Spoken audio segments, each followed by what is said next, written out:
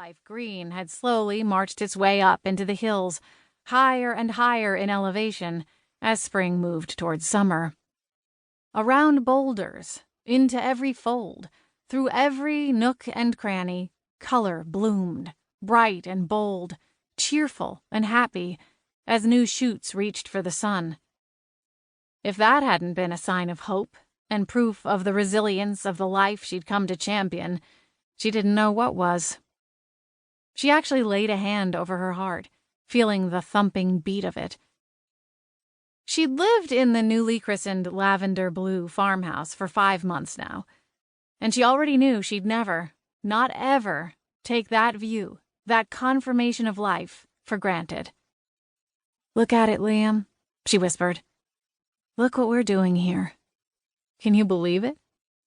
"You going to bring those stalks into the house, or do I have to wait until you quit mooning over those hills?" Hannah laughed and turned to find her friend, fellow life warrior and new business partner, Vivienne Bawden, standing in the doorway that led from the broad veranda into the biggest kitchen Hannah had ever seen in her life. Born in New Orleans, Vivienne had known early on she was destined for the bright lights of Broadway, where she'd happily spent more than 40 of her 67 years. A former Broadway showgirl turned costume designer, now lavender farmer, she tackled every part of her life with gusto. One had only to glance at the wild swirl of carefully arranged, lavender-hued silver curls piled on top of her head like a showgirl headpiece to know that while the showgirl might have left New York, she would never quite be leaving Vivi. And Hannah wouldn't have it any other way. "I tried to pick the ones that were just opening, like Avery's chart showed," Hannah said, handing the big basket over to Vivi.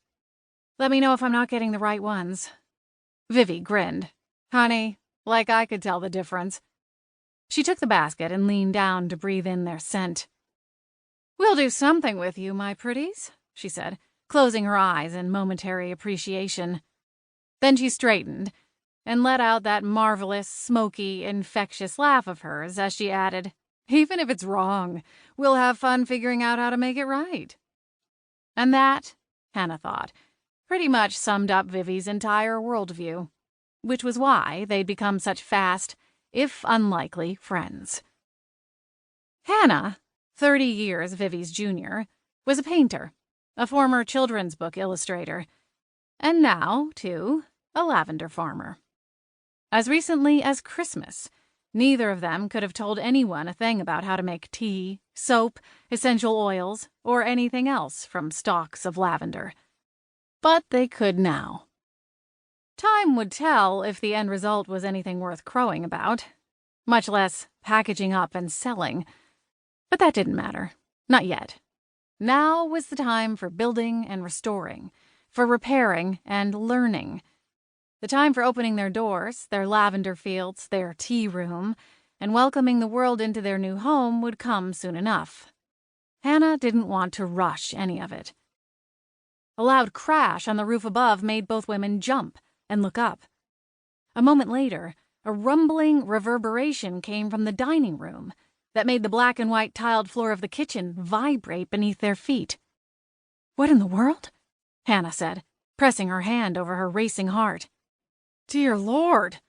Sounds like half the roof just came down the chimney into the dining room fireplace," Vivi said, her hands also clasped against her chest.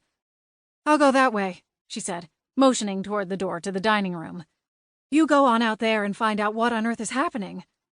Hannah nodded, still processing the sudden turn of events. "Be careful," she told Vivi.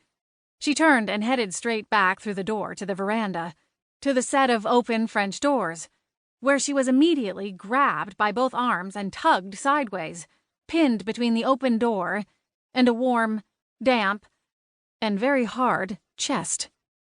"Watch out," came a deep voice next to her ear, followed a split second later by the sound of heavy debris rolling off the roof and bouncing into the yard just a dozen feet away. "Oh!"